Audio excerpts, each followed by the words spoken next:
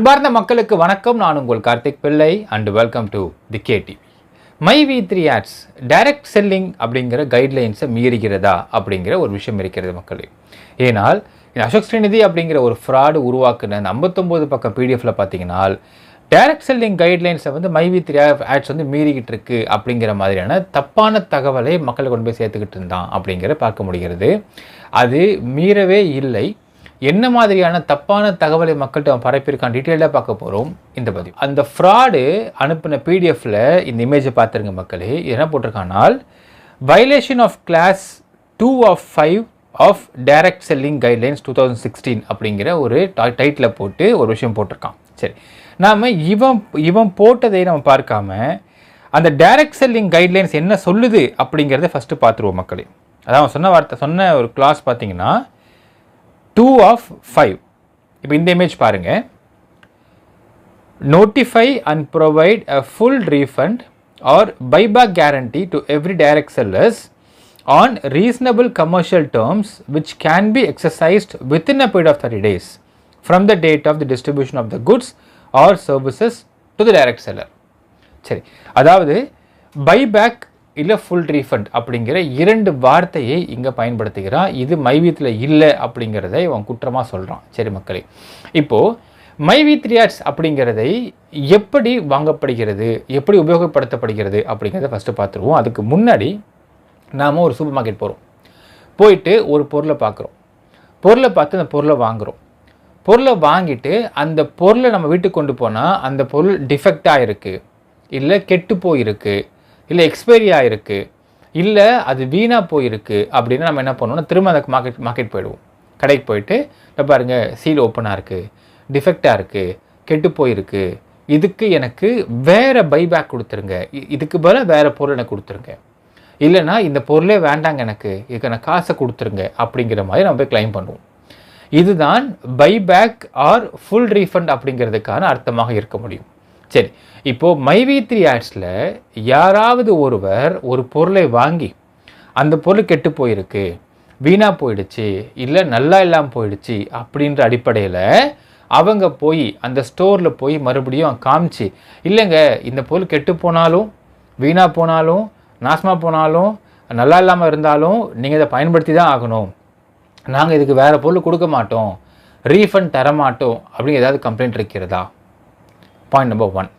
Point number 2, right. இன்னொரு point பார்த்தீங்கன்னா இதில் உங்களுக்கு இந்த மைவி3 ஆட் ஸ்கீமில் சேரக்கூடிய நபர்களுக்குன்னு ஒரு சில பொருட்கள் கொடுக்கப்படுகின்றது. அந்த பொருளும் வீணாக போயிடுச்சு, கெட்டு போயிடுச்சு, டிஃபெக்டாக இருக்குது, ஓட்டையாக இருக்குது, இல்லை ஏதோ ஒரு சீல் ஓப்பனாக இருக்குது, இல்லை அது வெளியே கசிஞ்சிகிட்டு இருக்குது, அது டேமேஜ் ஆகிருக்கு அப்படிங்கிற அடிப்படையில் அதை போய் அவங்க ஸ்டோரில் கொடுத்தோ இல்லை அவங்களுடைய மேலே அப்ளைனரை கேட்டோ அதற்கு வேறு பொருள் மாற்றி கொடுக்காமல் இருந்திருப்பதற்கான கம்ப்ளைண்ட் இருக்கிறதா அப்படிங்கிற முதல் கேள்வி இருக்கிறது மக்களே. எந்த கடையாக இருந்தாலும் யாராக இருந்தாலும் ஒரு பொருள் டிஃபெக்டாக இருக்குனால் அதற்கு வேறு பொருளை மாற்றி கொடுப்பதற்கோ, இல்லை அந்த பொருள் வாங்கிட்டு எனக்கு இந்த பொருள் வாங்கினங்க, இந்த பொருள் எனக்கு வீணாக போயிடுச்சு, இதுக்கு நான் வேறு பொருள் வாங்க எனக்கு விருப்பப்படலை, ஸோ அதனால் எனக்கு அந்த காசை திருப்பி கொடுத்துருங்க அப்படிங்கிற மாதிரியான எந்த கம்ப்ளைண்ட்டும் மைவி3 ஆட்ஸ் அகெயின்ஸ்டாக வந்தது கிடையாது. ஏனால் 2 பாயிண்ட்டு தான். ஒரு பாயிண்ட்டு, இங்கே டிஃபெக்ட்டுன்னு சப்போஸ் இருந்திருந்ததுனாலும் அதனை மாற்றி கொடுத்துக்கிட்டு இருக்கிறாங்க அப்படிங்கிற ஒரு தகவலும் இருக்கிறது. பட் மேக்ஸிமம் டிஃபெக்ட் அப்படிங்கிறது எதுவுமே இருக்க போகிறது. டிஃபெக்ட் என்ன, டேமேஜ் வரும், நசுங்கி போச்சு, உடஞ்சி போச்சு, பிஞ்சு போச்சு அப்படிங்கிற டேமேஜ் இருந்தால் மட்டும்தான் இது டிஃபெக்ட்னு சொல்ல முடியும். அப்படியான ஒரு சப்போஸ் கம்ப்ளைண்ட் வந்தாலுமே உடனே அங்கேயே செக் பண்ணி மாற்றி கொடுத்துருவோம், அங்கேயே செக் பண்ணி கொடுக்கவே மாட்டோம் அப்படிங்கிறாங்க அசோசியேஷன்கிட்ட பேசும்பொழுது. 2வது விஷயம், இதில் எந்த இடங்கள்லையுமே யாருமே இந்த பொருள் எனக்கு உபயோகப்படுத்த பிடிக்கலை, இந்த பொருள் எனக்கு இதை உபயோகப்படுத்துறதுக்கு எனக்கு விருப்பம் இல்லை, எனக்கு அதுக்கு பொருளுக்கான காசை திருப்பி கொடுத்துருங்க அப்படின்னு இதுவரையில் கம்ப்ளைண்ட் வந்ததாக எந்த ஒரு ரெக்கார்டுமே இல்லை. அப்படிங்கிற பொழுது இவன் இதை எப்படி வயலேஷன் என்று கூற முடியும் அப்படிங்கிற ஒரு ஃபஸ்ட்டு கேள்வி இருக்கிறது மக்களே. அப்போது இவன் சொன்னது அப்படிங்கிறது குருட்டாம்போக்கில் கம்பெனி பற்றி ஒன்றுமே தெரியாமல் அடிச்சு விட்டுருக்கிறான் அப்படிங்கிறது தெளிவாக தெரிகிறது மக்களே. சரி, இப்போ அடுத்த பாயிண்ட்டை பார்க்கலாம். Violation of Class 3 of 7 of Direct Selling Guidelines 2016. சரி, இப்போ இந்த 3 of 7 என்ன சொல்லுது அப்படிங்கிறத ஃபஸ்ட்டு பார்த்துடலாம் மக்களே. Direct selling entity shawl not use misleading, deceptive or unfair recruiting practices including misrepresentation of actual or potential sales or earnings in their interaction with prospective or existing direct sellers. இது நான் ஃபுல்லாக படிக்கல மக்களே, இது ஃபுல்லாக படித்தா உங்களுக்கும் கேட்கறது கொஞ்சம் போர் அடிச்சிடும். நான் அந்த கிறிஸ்பாக சொல்கிறேன். ஒரு பொருளை விற்கும் பொழுது இந்த பொருளை வாங்கி பாருங்கள், இந்த பொருளை நீங்கள் வாங்கி பார்த்தீங்கன்னா இதில் இவ்வளோ பெனிஃபிட் இருக்குது, இவ்வளோ நல்லது இருக்குது, இவ்வளோ நல்ல விஷயங்கள் இருக்குது அப்படின்னு ஒரு மிஸ்லீட் பண்ணுற விதமாக பொய்யான தகவலை சொல்லி நீங்கள் அந்த பொருளை விற்கக்கூடாது. ரெண்டாவது, இந்த பொருளை விற்கும் பொழுது இதில் இவ்வளோ நன்மை நடந்திருக்கு அப்படிங்கிற மாதிரியான தவறான தகவலை சொல்லி விற்கக்கூடாது அப்படிங்கிறது தான் இந்த கிளாஸ் சொல்லக்கூடிய மிக முக்கியமான பாயிண்ட். இப்போது இந்த இடத்துல எங்கேயுமே மைவி3ஆர்ஸை பொறுத்தளவுக்கு எந்த ஒரு இடங்கள்லையுமே இந்த பொருளை நீங்கள் வாங்குங்க, இந்த பொருளை வாங்கினா உங்களுக்கு இவ்வளோ நல்லது நடக்குது, இவ்வளோ நல்ல விஷயம் இருக்குது அப்படிங்கிற மாதிரியான ஃபேக் ப்ரோபகேண்டா அப்படிங்கிறதை எங்கேயுமே பண்ணலை அப்படிங்கிறத நாம் பார்க்க முடிகிறது. எங்கேயுமே இதற்கான பொருட்களுக்கான ஃபேக் ப்ரோபகேண்டா அப்படிங்கிறது கிடையாதுன்றது பார்க்க முடிகிறது. ஒன்று. ரெண்டாவது பார்த்தீங்கன்னா, நேற்று வரைக்கும் மக்களே மைவி3ஆர்ஸ் மெம்பர்ஸ் எனக்கு கால் பண்ணி சொல்கிற வார்த்தை, சார் நீங்கள் பேசியிருந்தீங்க, இதில் இப்படி ஒரு விஷயம் இருக்குது. உதாரணத்துக்கு நேற்று ஒரு கால் வந்தப்போ சொன்னாங்க, சார் இந்த இடத்துல அவங்க பேசினவர் வயசான நபர் தான், கிட்டத்தட்ட அவருடைய மகனுக்கு திருமணம் செய்து வைத்து விட்டார். அவருடைய அதாவது அவர் மகனுக்கே திருமணம் பண்ணி வச்சிட்டாரு. ஆனால் அவரே வயசானவர் தான். அவங்க மாமியாருக்கு 95 வயசு இருக்குது. 95 வயசு நபருடைய ஒரு மூதாட்டி அவங்களுக்கு தொடர்ந்து இருமல் வந்துகிட்டே இருந்திருக்கு. அந்த இருமல் வரும்பொழுது அந்த இருமலை கட்டுப்படுத்த எவ்வளவோ இங்கிலீஷ் மெடிசன் பார்க்குறாங்க, எதுவுமே செட் ஆகலை. அதற்கு பிறகு மைவி3ஆர்ஸில் உள்ள ஒரு இருமல் மருந்து ஒன்று இருக்குது, அதை எடுத்து கொடுக்குறாங்க. கொடுத்த உடனே அது குடித்த ஒரே டோஸ் தான் அந்த இருமல், மூச்சு திணற மாதிரியான ஒரு வீஸ் மாதிரியான அந்த ஒரு ஈஸ்னோஃபிலிஸ்ன்பாங்க அந்த ஒரு உணர்வெல்லாம் உடனே ஸ்டாப் ஆகியிருக்குன்றார். இதை பார்த்துட்டு எங்கள் மாமியார் ரொம்ப ஹாப்பி, சார் இன்னும் இப்போ நல்லா இருக்கிறாங்க, நல்லா மூச்சுட முடியுது அவங்களால. இதற்கு பிறகு அவங்களுடைய பையன், அதாவது அவருடைய சொந்த குடும்பத்திலே சொன்ன விஷயம், அவருடைய பையனுக்கு ஒரு குழந்தை பிறக்குது. அந்த குழந்தைக்கு 3 வயசு. அந்த குழந்தைக்கு இதே மாதிரி நான் சுற்றி உள்ள பொல்யூஷன் காரணமாக இன்னைக்கு இந்த காலகட்டங்களில் நிறைய குழந்தைகள் ஆஸ்மா வருகிறது மக்களே. ஸோ அந்த குழந்தைக்கு இதே மாதிரி இரும்பிட்டே இருந்துக்கு அந்த குழந்தை. அப்போது இதே மருந்தை அந்த குழந்தை கொடுக்குறாங்க. கொடுத்ததுமே அந்த இரும்பல் நிற்குது. அந்த குழந்தை நார்மலாக இருக்குது. அதற்கு பிறகு இதை ரெண்டுத்தையுமே அவர் வேற ஒரு நண்பர்கிட்ட சொல்லி பகிர்ந்துக்கிறப்போ அந்த நண்பர் குடும்பத்தில் ஒரு 12 வயசு பையன், அந்த 12 வயசு பையனுக்கும் ஆஸ்துமா இருக்குது, கொஞ்சம் கிளைமேட் சேஞ்ச் ஆனால் போதும் சார், உடனே இரும்ப ஆரம்பிச்சிடும், ஆஸ்துமா வருது, நெப்ளைஸ் பண்ணுற மாதிரி இருக்குதுன்னு சொன்னோடனே அவர்களுக்கு இதே இருமருந்தை கொடுக்குறாங்க. கொடுத்தா அந்த ஆஸ்துமா அப்படிங்கிற இந்த இருமலே வராமல் தடுக்கப்பட்டிருக்கு. ஸோ நேற்று வரைக்குமே இங்கே சொல்லக்கூடிய விஷயம் என்னென்னால், எங்கேயுமே இங்கே ஃபால்ஸ் ப்ரோபகேண்டா கிடையாது சார். ஒவ்வொரு பொருளும் தரமாக இருக்கிறது. எல்லாமே ஆயுர்வேதிக் ப்ராடக்ட்ஸ் தான் மக்களே. இங்கே நான் ப்ரொமோஷனுக்குன்னு நான் சொல்லலை, ஒரு சின்ன மருந்து நான் கோட் பண்ண விரும்புகிறேன். எத்தனை பேருக்கு தெரியும் தெரியாது, 90s கிட்ஸ் கண்டிப்பாக தெரிஞ்சிருக்கும். அதாவது ஒரு மனுஷன் ஒரு கடத்தலில் நிற்பார். இது 90s கிட்ஸு அதிகப்படியாக பார்த்த ஒரு விளம்பரத்தில் இது ஒரு விளம்பரமாக இருக்கும். ஒரு காய்கறி மார்க்கெட், அங்கே ஒரே டஸ்ட்டாக இருக்கும், புகையாக இருக்கும். அப்போ இரும்பார், லொக்குன்னு இரும்பார். இரும்பினவுடனே என்ன பண்ணாங்க, ஒரு குட்டி சாஷேமை கொடுப்பாங்க. சாஷேமை கட் பண்ணி எடுத்து அப்படியே வாயில் ஊற்றுற மாதிரி இருக்கும் ஒரு ஃபோட்டோ. அந்த முடிச்சோடனே அப்படியே தொண்டில் இறங்குற மாதிரி ஒரு ஃபீல் பண்ணிட்டு அப்படியே ரிலீஃப் ஆவார். நிவாரன் 90 வெரி எஃபெக்டிவ் அப்படின்னு முடிச்சிருப்பாங்க அந்த ஆடு. இன்றைக்கும் நிவாரன் 90 அப்படிங்கிறதை பற்றி நீங்கள் மெடிக்கல் ஷாப்பை கேட்டு பாருங்கள், டாக்டர்ஸை கேட்டு பாருங்கள். சார் அது ஆயுர்வேதிக் தான். ஆயுர்வேதிக்கில் ஒன் டோஸ் சிரப்புன்னு சொல்லுவாங்க அந்த வார்த்தையை.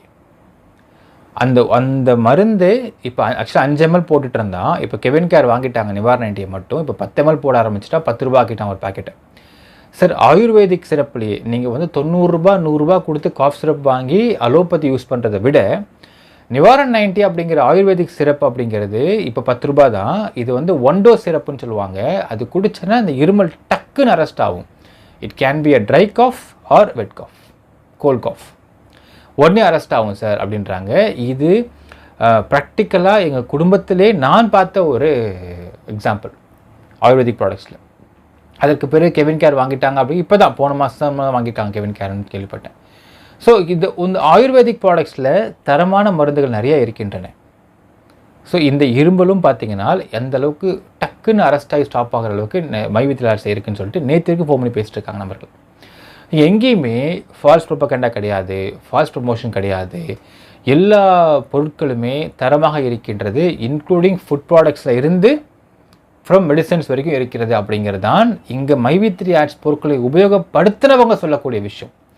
இப்போது இந்த ஃப்ராடு எந்த பொருளை உபயோகப்படுத்தினா, எந்த பொருளை யூஸ் பண்ணால், அது என்ன பிரச்சனை கொடுத்தது இவனுக்கு அப்படிங்கிறது இவனே சொல்ல வேண்டும். எதுவுமே உபயோகப்படுத்தாமல் இது தப்பு, இது ஃபேக்குன்னு சொல்கிறான்னா அப்போ யாரை காசு வாங்கி சொல்லிட்டு இருக்காங்க. இப்போ பாருங்கள், கீழே ஒரு வார்த்தை போட்டிருக்கான், அந்த ஒரு பேரில் போட்டிருக்கான். The company has used fake doctorate degrees and several other awards from fake organizations to mislead its existing members and to recruit new members. They have also given fake UNICEF honorary doctorate degrees to hundreds of their members. Hence, it seems that the company violated the clause 3 of 7. அதாவது clause 3 of 7 சொல்லக்கூடிய விஷயங்களே வேறு. அதாவது ஒரு பொருளை நீங்கள் இந்த பொருள் இந்த மாதிரி வேலையை செய்யும், இந்த மாதிரி பெனிஃபிட் இந்த பொருளுக்கு இருக்குது, இந்த மாதிரி விஷயம் இந்த பொருளுக்கு இருக்குது அப்படின்னு அந்த பொருளை பற்றி தப்பான விளம்பரத்தை நீங்கள் ஏற்படுத்தி விற்கக்கூடாதுன்றது தான் கிளாஸ் 3 of 7 சொல்லக்கூடிய விஷயம். நீங்கள் பார்த்தா தெரியும் மக்களே, நீங்கள் நிறைய இப்போ டிவி விளம்பரம்லாம் பாருங்கள்.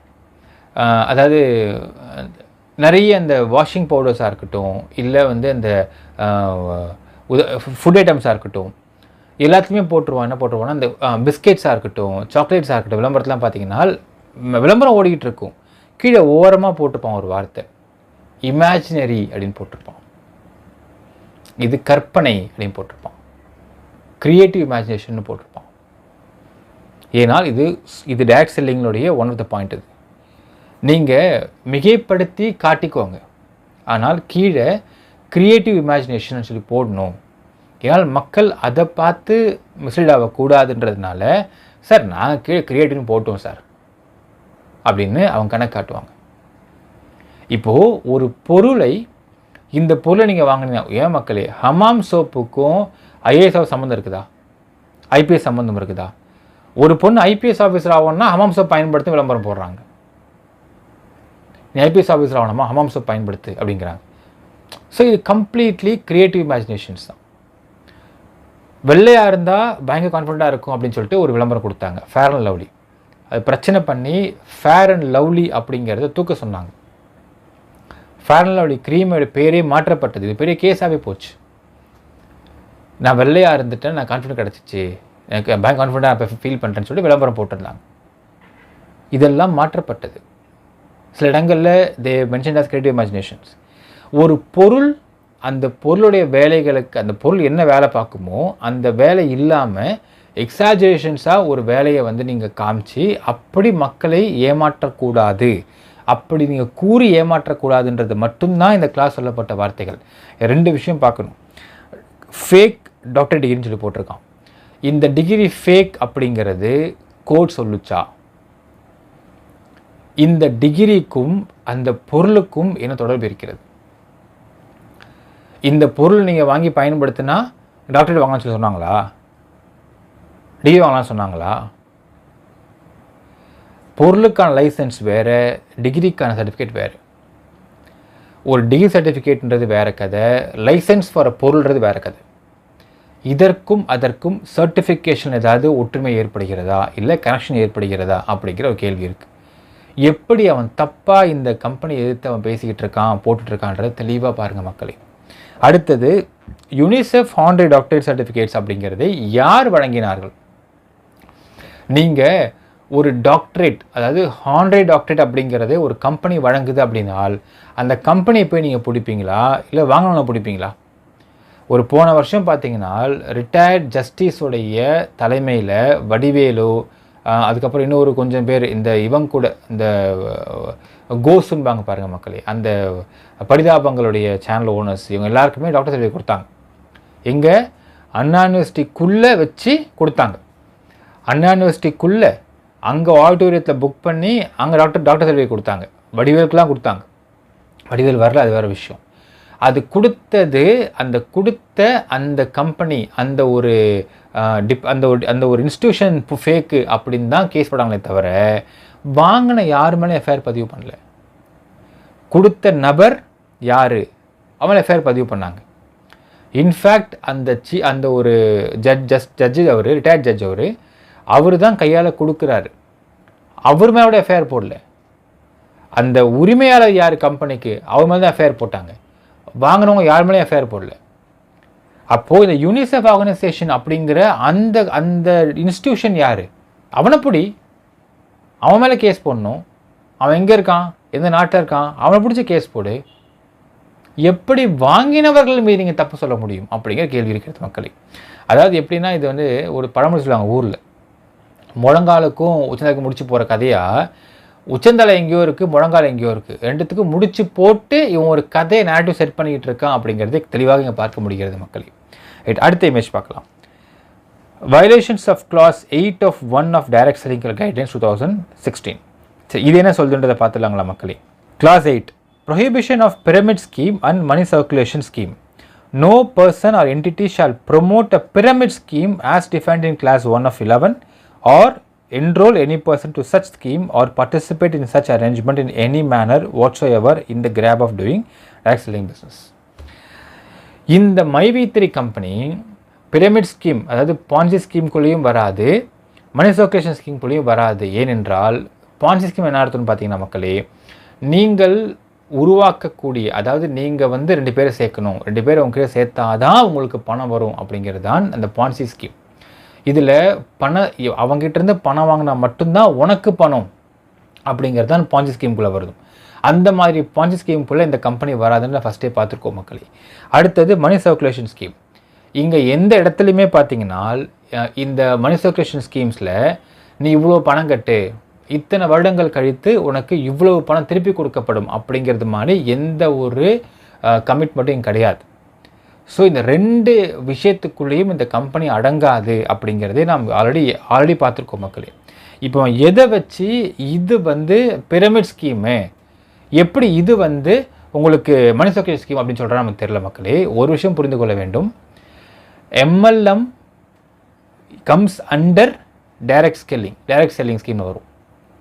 இவன் ஃபஸ்ட்டு ஒன்று தெளிவாக இருக்கணும், இது எந்த இதில் வருது. இவன் என்ன சொல்கிறான், டைரக்ட் செல்லிங்குள்ளே வராதுன்னு ஃபஸ்ட் சொல்கிறான். டைரக்ட் செல்லிங்குள்ளே வராதுன்னு மேலே ஒன்று போட்டுட்டு டைரக்ட் செல்லிங்கே இதை வயலேட் பண்ணி போட்டுருக்கான். எப்படி போட முடியும் அந்த மாதிரி? இவனே இவனுடைய பாயிண்ட்டை தெளிவாக இல்லைன்ற தெளிவாக தெரியுது மக்களே. இவன் என்ன சொல்கிறான், இது பாயிண்ட் ஸ்கீம்னு சொல்கிறான். அடுத்தது டைரக்ட் செல்லிங்கே இதை வயலேட் பண்ணுதுன்னு சொல்கிறான். இப்போ இது பான்சி ஸ்கீம்குள்ளே வந்துருச்சுன்னா டைரக்ட் செல்லிங்குள்ளே வர முடியாதே. அப்போது எப்படி 2ஐயும் மிக்ஸ் பண்ணி ஒரே பிடிஎஃப்ல போட்டுட்ருக்கான் அப்படிங்கிறது எனக்குமே புரிய மாட்டேங்குது. ஸோ பிரமிட் ஸ்கீமோ மணி சர்க்குலேஷன் ஸ்கீமோ இது கிடையாது. அதாவது ஒரு விஷயம் பாருங்கள் மக்களே, MLM அப்படிங்கிற மல்டி லெவல் மார்க்கெட்டிங் அப்படிங்கிற மார்க்கெட்டிங் டெக்னிக்கை நீங்கள் டைரக்ட் செல்லிங் ஸ்கீமுக்குள்ளே யூஸ் பண்ணலாம் அப்படிங்கிறது இந்தியாவில் லீகல். இது தெளிவாக பார்த்துக்கணும். மல்டி லெவல் மார்க்கெட்டிங் அப்படிங்கிறது இங்கே தப்பு கிடையாது. பிரமிட் ஸ்கீம், உனக்கு கீழே 2 பேரை சேர்த்து அவன் அந்த பொருளை வாங்கினாதான் உனக்கு பணம் கிடைக்கும், இல்லை உனக்கு பணமே கிடைக்காது, நீ அவனை சேர்த்தே ஆகணும், அவன் கொடுக்குற பணத்தை தான் உனக்கு நான் பணம் கொடுப்பேன் அப்படிங்கிற மாதிரி எந்தவித ஒரு நிர்பந்தமும் இந்த கம்பெனியில் கிடையாது பார்க்க முடியுது. அதே மாதிரி மணி சர்க்குலேஷன் ஸ்கீம் பொறுத்திருக்கு, நீ ஒரு பொருளை வாங்கிட்ட, நீ வந்து ஒரு பணத்தை இன்வெஸ்ட் பண்ணிட்ட, அந்த பணம் இத்தனை வருஷம் கழிச்சு குட்டி போட்டு வட்டி போட்டு அது இவ்வளோ அமௌண்ட்டை திரும்ப உனக்கு கிடைக்கும் அப்படிங்கிற மாதிரி எந்த ஒரு கமிட்மெண்ட்டும், நோ பாண்ட் வாஸ் ரிட்டன். இது கம்ப்ளீட்டாக MLM ஸ்கீம்ஸ்குள்ளே இவர்கள் பொருள் விற்கிறார்களா கூட இது லீகல். அப்போது எப்படி இந்த மாதிரி ஒரு விஷயத்தை அவன் போடுறான்றது உங்கள் அனுமானத்துக்கே நான் விட்டுற மக்களே. மக்களுக்கு சட்டம் தெரியாது அப்படிங்கிறதுனால கண்ட மேனிக்கு வந்து எழுதி போட்டுக்கிட்டு இதன் அடிப்படையில் நான் இவ்வளோ கிளாஸ் போட்டிருக்கேன், இவ்வளோ விஷயம் போட்டிருக்கேன் அப்படின்னு மக்களை ஏமாற்றி கொண்டிருக்கிறான் இவன் அப்படிங்கிறது தெளிவாக தெரிகிறது. இதை உட்காந்து ஒன்று டீகோட் பண்ணி உள்ளே பிரித்து பார்த்தா இது அத்தனையுமே ஃபேக்குன்னு தெரியுது மக்களே. இவன் போட்டது எதுவுமே மேலோட் ஆகலன்னு நமக்கு தெளிவாக தெரியுது. அடுத்தது இன்னும் காமெடி பாருங்கள், இந்த இமேஜ் பாருங்கள். Violation of clause 5 of 7 of F of direct selling guideline 2016. இப்போ இந்த 5 of 7 of F அப்படிங்கிறத நான் வந்து தேடுறேன் எனக்கு கிடைக்கவே மாட்டேங்குது. 5 of 7 இல்லை, 5/6 முடிஞ்சு போச்சு.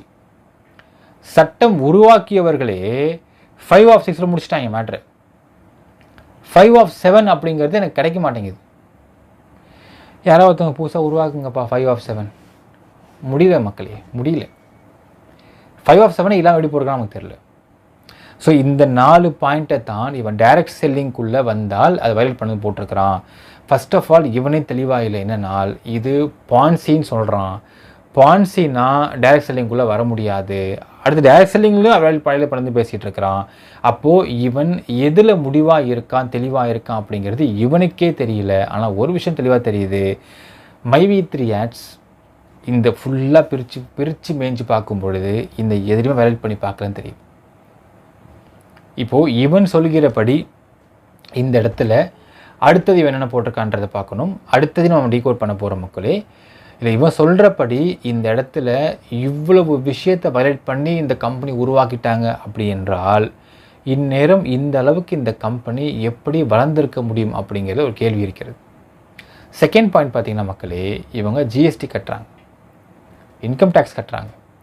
அப்போ இந்த கம்பெனி தப்பு அப்படின்னால் இந்த கம்பெனிக்கிட்டேருந்து இன்கம் டேக்ஸும் ஜிஎஸ்டியும் வாங்கியிருக்கக்கூடிய ஜிஎஸ்டியையும் ஜிஎஸ்டியோடைய உங்களுக்கு இப்போ மினிஸ்ட்ரி யாருன்னு பார்த்தா நிர்மலா சீதாராமன் இருக்காங்க. நிர்மலா சீதாராமன் அவர்களையும் ஐடி டிபார்ட்மெண்ட்டோடைய இன்கம் டேக்ஸோடைய மினிஸ்டரையும் இதில் ஒன் ஆஃப் த பார்ட்டியை ஆட் பண்ண வேண்டும். ஏன்னால் நீங்கள் இது ஃப்ராடு கம்பெனின்னு நீங்கள் வாங்க பேசிகிட்டு இருக்காங்க அப்படின்னால் அப்போ இந்த ஃப்ராடு கம்பெனிக்கிட்டேருந்து நீங்கள் எப்படி ஜிஎஸ்டி வாங்குவீங்க? ஏன்னா ஒரு ஜிஎஸ்டி கட்டுறப்போ தெளிவான இது கொடுத்துருப்பாங்க, டீட்டெயிலிங் கொடுத்துருப்பாங்க. அப்போ அதை படித்து பார்க்காம ஜிஎஸ்டி நீங்கள் வாங்கிட்டீங்களா, படித்து பார்க்காம ஐடி வாங்கிட்டீங்களா அப்படிங்கிற ஒரு கேள்வி இருக்கிறது. ஸோ உங்களுக்கு இந்த கம்பெனி ஃபேக் அப்படின்னால் ஜிஎஸ்டி இந்த கம்பெனிக்கிட்டேருந்து வாங்கின அவர்களும் தப்பு பண்ணிருக்காங்கன்னு அர்த்தம். அவங்கள பார்ட்டியை ஆட் பண்ணணும், ஐடி டிபார்ட்மெண்ட்டையும் பார்ட்டியை ஆட் பண்ணணும். அப்போ இந்த கம்பெனி எந்த ஒரு குறைகளும், அதாவது இன்னொன்று சொல்கிற மக்களே, ஒரு சில மாற்றங்கள் ஏற்படுத்தினால் இன்னும் இந்த கம்பெனி பெஸ்ட்டாக போகும் அப்படிங்கிறதுல மாற்றுக்கிறது கிடையாது. குட்டி குட்டி ஆல்ட்ரேஷன்ஸ் பண்ண வேண்டும். ஆனால் எதுவுமே க்ரைம் பண்ணுற அளவுக்கு இங்கே வயலேஷன்ஸ் பண்ணலை. க்ரைம் பண்ணுற அளவுக்கு இங்கே ஆல்ட்ரேஷன் பண்ண வேண்டிய அவசியமும் இல்லைன்றதை தெளிவாக பார்க்க முடியுது மக்களே. என்ன ஆல்ட்ரேஷன் பார்த்தீங்கன்னா சொன்ன மாதிரி தான் மக்களே, இதில் ஒருத்தவங்க பர்ச்சேஸ் பண்ணிவிட்டு இந்த அட்வர்டைஸிங் பண்ணக்கூடிய இந்த ஸ்கீமுக்குள்ளே வராங்கன்னால் அவங்ககிட்ட கையெழுத்து வாங்கிடணும். பேசாமல் அவங்களுடைய சொந்த விருப்பத்தின் பால் அவங்க வராங்க, கையெழுத்து வாங்கணும். இன்னொரு வார்த்தை சொல்ல மறந்துட்டேன். கிளாஸ் 3/7 ஒரு வார்த்தை போட்டிருக்காங்க. என்ன போட்டிருக்காங்கனால், இந்த பொருள் நீங்கள் வாங்கிட்டீங்க அப்படின்னால் இந்த பொருளை நீங்கள் வாங்குகின்ற பட்சத்தில் உங்களுக்கு இவ்வளவு அமௌண்ட்டு கிடைக்கும் அப்படின்னு சொல்லிவிட்டு அந்த அமௌண்ட்டு கிடைக்கவே இல்லைன்னு வச்சுக்கோங்க, அந்த அமௌண்ட்டை கொடுக்கவே இல்லை அப்படின்னால் அது வயலேஷன் சொல்கிறாங்க. ஆனால் இந்த கம்பெனியை பொறுத்தளவுக்கு ஒரு பொருளை வாங்குகிறாங்க, உங்களுடைய கீழே ஒரு பொருளை வாங்குறாங்க அப்படின்னால் அதற்கு உங்களுக்கு கமிஷன் அமௌண்ட் வருது அப்படின்னு அந்த கமிஷன் அமௌண்ட்டை ப்ராப்பராக கொடுத்துக்கிட்டு இருக்கிறாங்க அப்படிங்கிறதுல நோ டவுட். இதுவரையில் எங்கேயுமே சார் இந்த உதாரணத்துக்கு சார் நாங்கள் இவ்வளோ பொருள் வாங்கினோம், இவ்வளோ விஷயம் வாங்கினோம், எங்களுக்கான கமிஷன் அமௌண்ட் வரவே இல்லை அப்படின்னு அந்த குற்றச்சாட்டும் வரவே இல்லை.